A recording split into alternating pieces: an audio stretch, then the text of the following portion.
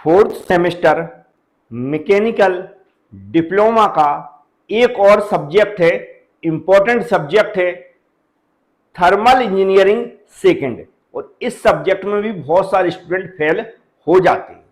Fail होने के कई कारण हो सकते हैं, उन पर भी हम लोग चर्चा करेंगे और ये भी देखेंगे इस सब्जेक्ट की हमें कैसे तैयारी करना है, कौन से ऐसे क्वेश्चन हैं जो बार बार रिपीट होते हैं। और आप लोग हर बार की तरह वीडियो पूरा देखें और जो मैं समझाता हूं उसको ध्यान से जरूर सुनेंगे। यहां पर जो लिखा है इंपॉर्टेंट क्वेश्चंस, हम सिर्फ इस तरह का डिस्कशन करेंगे जिससे आपके एग्जाम की तैयारी हो सके, ना कि यहां पर हम 10 से 15 ऐसे क्वेश्चन बताने वाले हैं जो एग्जाम में पूछे जाएंगे। तो आप लोग ये वीडियो ऐसा सोचकर देखें कि कहीं ना कहीं इस सब्जेक्ट की तैयारी के लिए हमें गाइडेंस मिलेगा, ना कि ऐसे क्वेश्चन मिलेंगे जो एग्जाम में पूछे जाएंगे। तो मुझे उम्मीद है वीडियो जरूर देखेंगे। तो चलते इसकी शुरुआत करते हैं।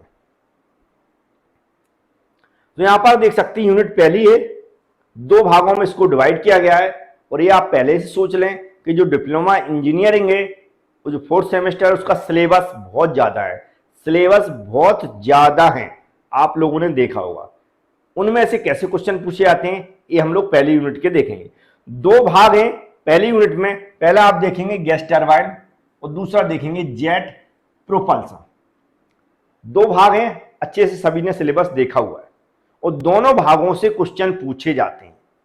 इस यूनिट से जो मैंने देखा है लगभग 16 नंबर तक के क्वेश्चन पूछे जाते हैं। कितने नंबर तक के? 16 क्या, मैं तो ये कह सकता हूं 20 नंबर तक के बोल सकता हूं। चलो हाँ 18 बोल देता हूं। 4 6 4 10 12, समझ लीजिए कि 18 नंबर तक के क्वेश्चन पूछे ही जाते हैं। एनी हाउ इतने नंबर तक के तो क्वेश्चन पूछे ही जाएंगे। पहली यूनिट से लगभग 18 नंबर तक के क्वेश्चन पूछे जाएंगे। पिछले पेपरों के हिसाब से मैं बता रहा हूं, ये भी आप ध्यान से सुन रहे हैं। पेपर का पैटर्न सभी को पता है, मैं एक बार डिस्कशन कर देता हूं। जैसा कि हमें पता है टोटल 5 क्वेश्चन अटेम्प्ट करना है और 8 क्वेश्चन पूछे जाएंगे। अच्छी बात यह है कि हमारे पास चॉइस बहुत ज्यादा रहती है। जब चॉइस ज्यादा हो तो हम लोग यूनिट वाइज तैयारी कर सकते हैं। कैसी कर सकते हैं? Unit wise. यूनिट वाइज का मतलब होता है, यूनिट वाइज का मतलब है कि सबसे पहले हमें पहली यूनिट की तैयारी करना फुल। जैसे कि हमने इतने क्वेश्चन दिए तो ये क्वेश्चन आपको तैयार कर लेना है। फिर दूसरी यूनिट में जो भी क्वेश्चन मैं दूंगा उनको आप तैयार कर लेंगे। फिर तीसरी यूनिट में जो क्वेश्चन दूंगा मैं उनको तैयार कर लूंगा। इतना तो आपको कंपलसरी करना है। फिर प्लस आपको 4th और 5th जो भी स्टूडेंटों की कंडीशन हो क्वेश्चन तैयार करने की, उसके हिसाब से आप कर सकते हैं। लेकिन इतना आपको कंपलसरी है, कंपलसरी है, ठीक है। तो पास होने के लिए इंपॉर्टेंट क्वेश्चन के पीछे ना भागें, यूनिट वाइज तैयारी करें जिससे आपका जो रिजल्ट है वो बहुत अच्छा आ सके। फिर जो नंबरिंग की बात है तो हमें पता है टोटल 22 नंबर पास होने के लिए चाहिए और 70 नंबर का पेपर होता है। ये भी सभी को पता होगा, इसमें कोई भी शक नहीं। ऑब्जेक्टिव क्वेश्चन भी पूछे जाते हैं 10 नंबर के, वो भी हमें याद होना चाहिए। तो ऑब्जेक्टिव क्वेश्चन 10 नंबर के पूछे जाते हैं। वो थ्योरी जो रहती है, जो हम पढ़ते हैं, या फॉर्मूले रहते हैं, उन सबसे पूछे जाते हैं। डायरेक्ट ऐसे क्वेश्चन नहीं पूछे जाते हैं जो आपकी किताबों में दिए गए। एक आध रिपीट हो जाता है लेकिन हर बार रिपीट नहीं होते हैं। ऑब्जेक्टिव क्वेश्चन जो आप थ्योरी पढ़ते हैं वहीं से बना के पूछे जाते हैं। इस चीज का हमें ध्यान देना। यहां पर आप देखेंगे बहुत सारे ऐसे क्वेश्चन हैं। अगर हम इस यूनिट की बात करें तो ये जो स्टार्टिंग में दिख रहा है सारे आईएमपी क्वेश्चन है। पहला आपको दिख रहा होगा, दूसरा दिख रहा होगा, तीसरा दिख रहा होगा, चौथा दिख रहा होगा, 5वां दिख रहा होगा। ये यहां तक आपको सारे वेरी वेरी इंपॉर्टेंट है। इनमें से कोई भी क्वेश्चन पूछा जा सकता है। ऐसा ना सोचे मैं तो सब पे वेरी वेरी इंपॉर्टेंट लगा रहा हूं, क्योंकि मजबूरी है। मजबूरी इसलिए है सबको बताना क्योंकि क्वेश्चन पूछे जाते ए बी सी करके पूछा जाता है। अब सोच लीजिए कि अगर पहली यूनिट से 2 क्वेश्चन पूछे जा रहे हैं तो 6 क्वेश्चन तो हो ही जाएंगे, 6 क्वेश्चन बन जाएंगे। जब 6 क्वेश्चन बन जाएंगे और टोटल तो मैंने यहां पर कितने 11 क्वेश्चन लिए, 11 क्वेश्चन लिए हैं, तो कुछ चॉइस भी लेना पड़ेगी जिससे वो पेपर बनाने वाला बदल सके। तो ये वो क्वेश्चन है। अब यहां पर आप देख सकते हैं जो एप्लीकेशन है ये बहुत बार पूछा जा चुका है। रामजेट इंजन भी कई बार पूछा जा चुका है।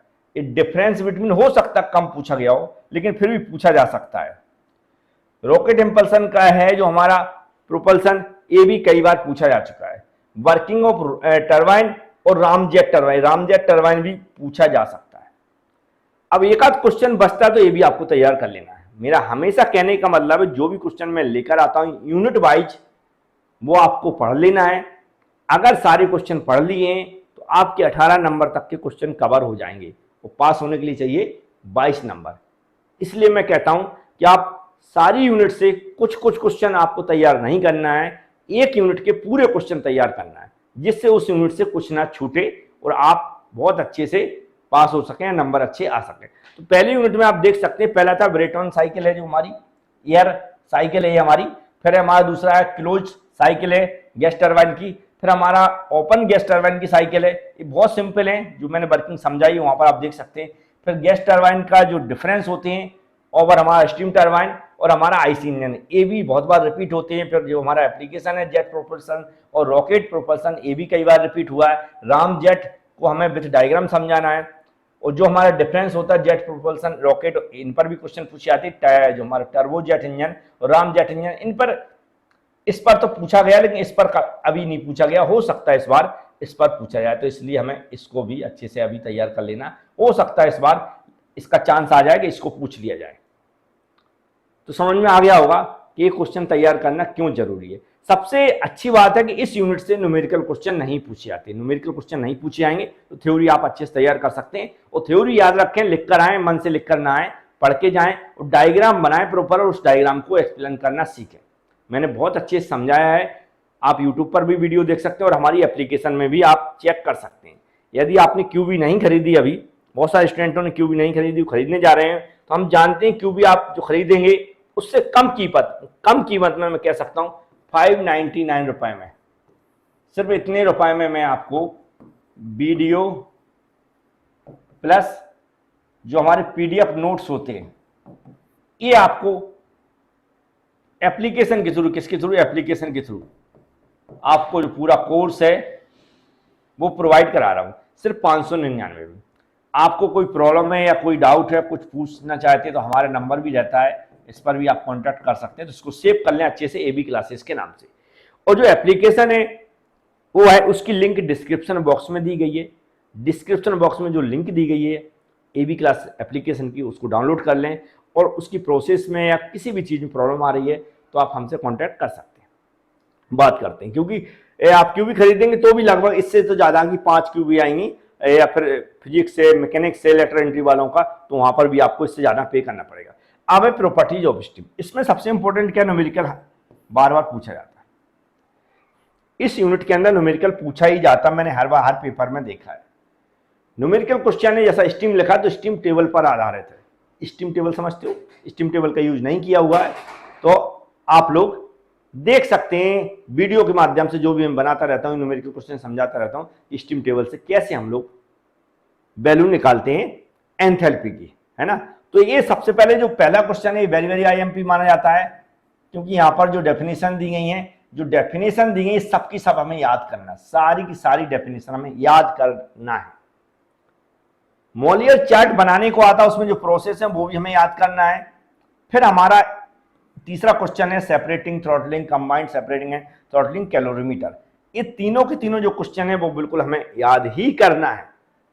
अगर आप इस यूनिट से थ्योरी प्लस न्यूमेरिकल क्वेश्चन करना चाहते हैं, क्योंकि इस यूनिट के जो न्यूमेरिकल क्वेश्चन है वो आप लोगों से बन जाएंगे, इस यूनिट के न्यूमेरिकल क्वेश्चन आप लोगों से बन जाएंगे, ये मैं आपको बता रहा हूं। यदि आपने थोड़े बहुत पढ़ लिए या देख लिए या समझ लिए, लेकिन थ्योरी आप ये पढ़ेंगे और न्यूमेरिकल करेंगे तब इस यूनिट से आप पूरा कवर कर सकते हैं। ये यूनिट में ज़्यादा नहीं तो 12 ही नंबर की पूछी जाती है, 12 ही नंबर कवर होते हैं इससे, है ना। और भी ज़्यादा हो जाए हम कह नहीं सकते, ज़्यादा होगा तो +4 नंबर कभी कभी हो जाता है, लेकिन हम तो 12 लेके चलते हैं इस यूनिट से, ये 12 नंबर का ही पूछा जाता है।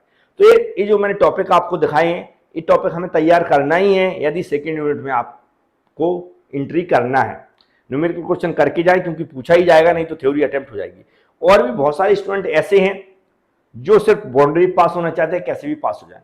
तो न्यूमेरिकल क्वेश्चन ऐसा जरूरी नहीं, आप लोग न्यूमेरिकल क्वेश्चन करके नहीं जाते हैं एक भी, और पूरे थ्योरी पढ़कर जाते हैं तो भी आप पास हो जाएंगे। यहां पर ऐसा नहीं है सब्जेक्ट स्ट्रेंथ ऑफ मटेरियल की तरह कि न्यूमेरिकल क्वेश्चन नहीं करेंगे तो पास नहीं होंगे। यहां पर आप थ्योरी से ही पास हो जाएंगे, न्यूमेरिकल क्वेश्चन नहीं करते हैं, छोड़कर आते हैं तो भी। तो इस चीज का आपका फायदा मिलेगा इस सब्जेक्ट में कि न्यूमेरिकल क्वेश्चन यदि बनता तो करके आओ, नहीं बनता तो छोड़ दें, कोई दिक्कत नहीं। थर्ड यूनिट है स्टीम जनरेटर।